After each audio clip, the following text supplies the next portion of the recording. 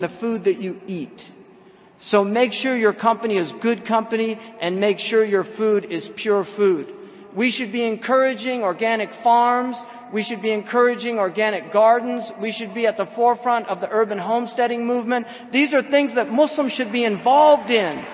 We should reject, don't think, oh, I'm going to go to McDonald's and have a halal fish.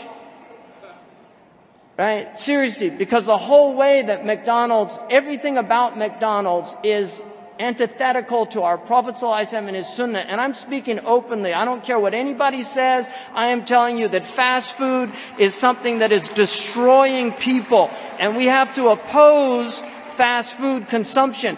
Don't drink Coca-Cola. Don't drink Pepsi-Cola. Don't drink Calthar Cola. Don't drink cola. Drink water. Drink milk.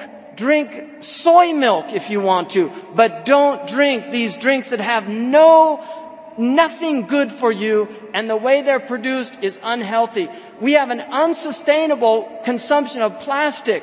If you look back there and look at the number of plastic cans, plastic bottles of water that are back there, we've got a garbage fill in ISNA because we're drinking. This is unsustainable. It cannot be sustained. We have to find alternative approaches to the way we consume things. We have to be committed to being green, the green dean. But we have to have commitment.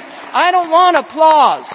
I want real commitment. I want people to commit to changing their lives. We need to divest in our homes. We need to we talk about boycotting Israel. I'm talking about boycotting all of them. If you can recognize their names, you should be boycotting them, because these people are destroying this planet. They're over-consuming, they're overselling. Costco is a crisis. The whole Costco mentality. Do you know that they don't even put labels on Costco halls, so you don't know where things are in Costco, because they want you to wander around, because they know people will have impulse buying and buy more things than they actually needed. This is social psychology. You are being manipulated like mice in a maze. And we need to oppose this type of mentality because it's destroying people. So I'm really asking you to really think about the Better World Buying Guide. We should have our own Muslim version of that. Of really making choices. I don't fly United Airlines anymore because they get an F. I don't fly American. I fly Virgin American, I fly Southwestern, and I fly the JetBlue, because these have the highest ratings in terms of how they treat their employees, in terms of their commitment to social responsibility, the amount of money they're having. Legislation is not having an impact on these people. They control legislation. The only thing that will have an impact on these people is that we stop supporting them, because they have bought our senators, they have bought our congressmen. Mitt Romney speaks on their behalf, and Barack Obama speaks on their behalf. We need to take back our country, and the way we do that is by educating ourselves and educating others and making moral commitments to not being part of the madness that we're in. Allah subhanahu wa ta'ala said, Kunu shuhada ala nas. Be witnesses unto mankind. Be witnesses unto mankind. Be kuntum khayra ummatin ukhrijat linnas. You are the best community brought forth. We have to embody those meanings. We need to stop supporting clothes. My clothes are made. I have a tailor who prays 5 prayers in the masjid. And I go and he makes me my clothes in one day. And I know that the garments are actually fair trade garments. I don't want to support this system anymore, and I don't think you should want to, or you should.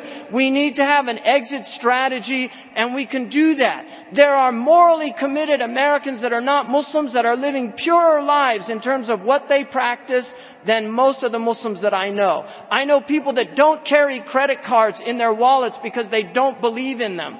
Non-Muslim peoples that are doing this, they will not carry credit cards. I met a Catholic who was so committed to the idea of not having usury. And she felt, and she actually engaged the Muslims, and she said, I was so deeply disappointed because when I found out Muslims, like the Catholics of old, before 1832, Muslims also maintained the prohibition of usury, but still, unlike the Catholics, still adhered to it. And she said, when I went to try to create a group of people that could work together to get out of the usurious system. We should have our own credit cards. We can do this. Muslims can have their own credit cards. We need to have our own banks. Banks are not easy. They're not hard to start. It's very easy to start. It's so easy to start that instead of the bank robbers, they used to rob the banks. They realized we can just start our banks. Why rob them and risk going to jail? Let's just open up our own banks and then we can rob all the people. Right? This is what they did. So they actually got on the boards of the banks. Right? Really. This is what's happened. So this is absolutely imperative that we really think about this. I would recommend going to moveyourmoney.org about moving out of the major banks into the smaller credit unions, local banks as a first step. Because all of these major banks, they own all of the pawn shops. They own all of the usurious check cashing schemes in the poorest neighborhoods. It's the same companies. You should look at the documentary Maxed Out and see what they do. It's sinister what they do. And they destroy your credit scores because they want you to have low credit scores. So if you miss one payment, you get knocked down on your credit score because they want you to pay more interest. It's all a game. It's a scheme. And people have been really, unfortunately, they've become victims, but it's because of our lack of vigilance. It's our lack of vigilance. So this is, I really feel this is absolutely necessary that we become part of the solution and not part of the problem. But we have to do it with real moral commitment. That's the only way.